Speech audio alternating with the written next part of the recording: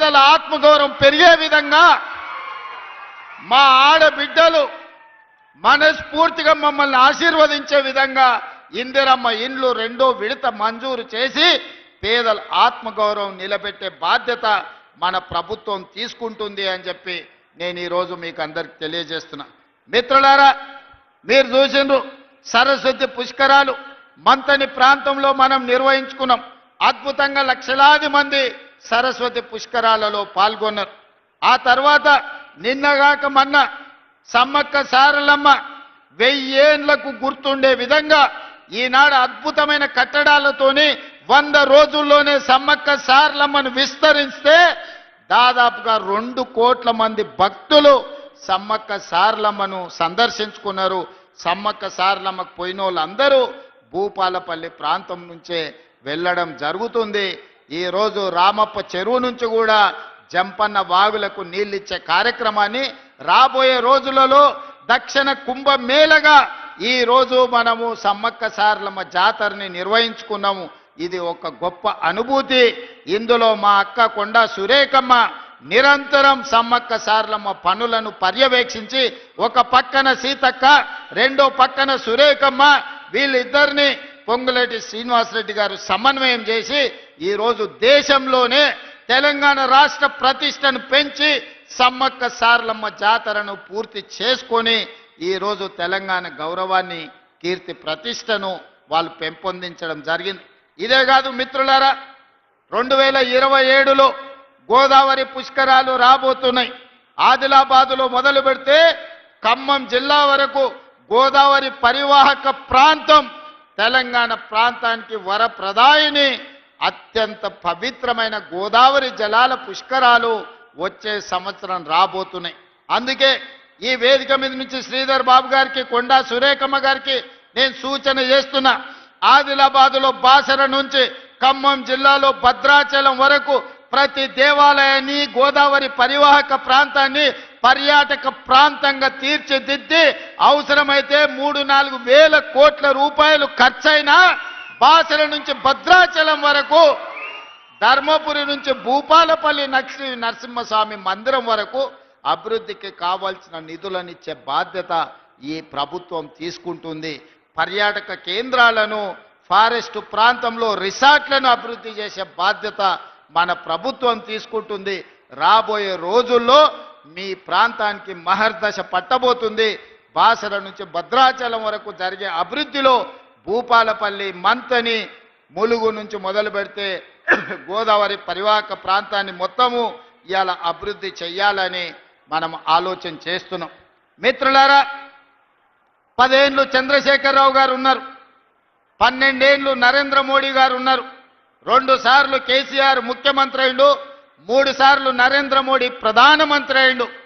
ఈ మున్సిపల్ ఎన్నికల్లో బీఆర్ఎస్ వాళ్ళు చెప్తుండ్రు కేసీఆర్ను చూసి ఓటేయమని, బీజేపీ వాళ్ళు చెప్తుర్రు మోడీని చూసి ఓటేయమని. నేను అడుగుతున్న మీడియా మిత్రులను, గల్లీలో మోరీ తీయాలంటే కేసీఆర్ వచ్చి తీస్తాడా? ఉన్న ఎమ్మెల్యేలకు ఆనాటి మంత్రులకే కేసీఆర్ గెలిచేటోడు కాదు. భూపాలపల్లి గల్లీలో మోరీ తీయాలంటే ఆ మోరీ కేసీఆర్ వచ్చి తీస్తాడా? లేకపోతే ఓ 1,00,000 రూపాయలు సైడ్ ట్రైన్ కట్టాలంటే మోడీ ఢిల్లీ నుంచి వస్తాడా? మనం అడగనికే ఢిల్లీకి పోవాలన్నా? ఒక్కసారి ఆలోచన చేయండి.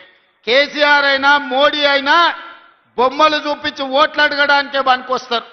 నేను ఒక్క మాట మా అక్క చెల్లెళ్ళకి నేను చెప్పదలుచుకున్నా. అక్క, పెళ్లి పెద్దను చూసి పిల్లని ఇచ్చినాం అనుకో, పిల్లగాడి సంసారం చేయకపోతే ఎవరికి చెప్పుకుంటాం అక్క? అవునా కాదా? పిల్లగాడు పనికొస్తాడా పనికిరాడా, ఇల్లు నడుపుతాడా ఇల్లు నడపడా అని పిల్లగాడిని చూసి పిల్లనిస్తాం, కానీ పెళ్లి పెద్దను చూసి పిల్లనిస్తే సంసారం ఆగం కాదా అక్క? అవునా కాదా? ఇవాళ ఓటు కూడా కేసీఆర్ను చూసో మోడీని చూసో ఓటేస్తే వాళ్ళు పెళ్లి పెద్ద లాంటి వాళ్ళు తప్ప మన గల్లీలో వచ్చి మోరీ తీసేటోడా, లైట్ వేసేటోడా, సైడ్ ట్రైన్ కట్టేటోడా, లేకపోతే మనకి ఇల్లు కావాలన్నా పెన్షన్ కావాలన్నా పిల్లగానికి బడిలో పైన సీటు కావాలన్నా మోడీ కేసీఆర్ వస్తారా? అదే మీరు కాంగ్రెస్ వాళ్ళకు ఓటేస్తే కౌన్సిలర్ ఎవరున్నా మీ సత్యన్న మీ గల్లీకి వస్తాడు, ఆడ నిలబడి మోరీ తీపిస్తాడు, మీ సైడ్ ట్రైన్ కట్టిస్తాడు, మీ రోడ్డు వేపిస్తాడు, మీ బైపాస్ రోడ్డు తెప్పిస్తాడు, మీ లక్ష్మీ నరసింహస్వామి గుడికి నిధులు తీసుకొస్తాడు. మీ సమ్మక్క సారలమ్మకు కావాల్సిన రోడ్లు వేపిస్తాడు.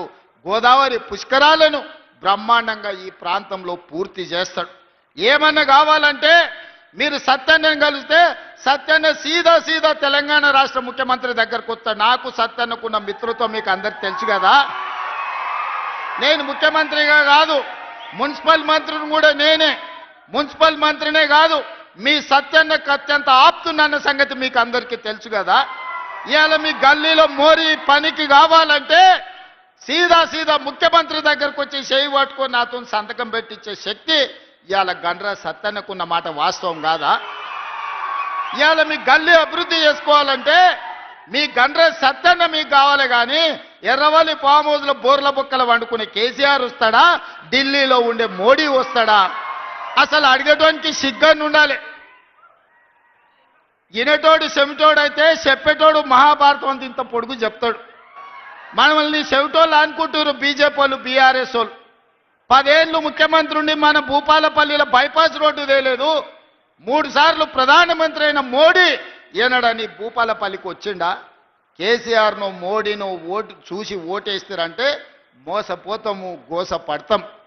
మీ గండ్ర సత్యన్నను చూడండి, మీ గల్లీలో ఉండే కౌన్సిలర్లను చూడండి, మీ మున్సిపల్ శాఖ మంత్రిని చూడండి, మీ సోదరుడు తెలంగాణ రాష్ట్ర ముఖ్యమంత్రిని చూడండి.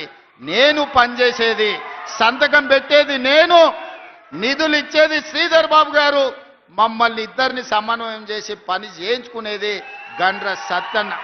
అందుకే భూపాలపల్లె కాదు, వరంగల్ జిల్లాలో ఈరోజు నేను ఒక్క మాట చెప్పదలుచుకున్నా.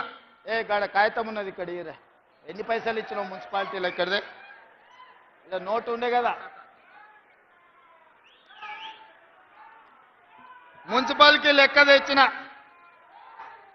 మొత్తం తెలంగాణ రాష్ట్రంలో మనం కౌన్సిలర్లు లేకపోయినా, కార్పొరేటర్లు లేకపోయినా, మున్సిపల్ చైర్మన్లు లేకపోయినా, మేయర్లు లేకపోయినా 2 ఏళ్లలో 17,442 కోట్ల రూపాయలు మున్సిపాలిటీలకు ఇవ్వడం జరిగింది. కేవలం ఉమ్మడి వరంగల్ జిల్లాకే 6,116 కోట్ల రూపాయలు వరంగల్ అండర్ గ్రౌండ్ డ్రైనేజీకి, అదేవిధంగా భూపాలపల్లి మున్సిపాలిటీకి 92 కోట్లు, పరకాల మున్సిపాలిటీకి 52 కోట్లు, అదేవిధంగా గ్రేటర్ వరంగల్ మున్సిపల్ కార్పొరేషన్కి 5,287 కోట్లు, జనగామ జిల్లాలో జనగామకు 82 కోట్లు, స్టేషన్ గన్పూర్కి 50 కోట్లు.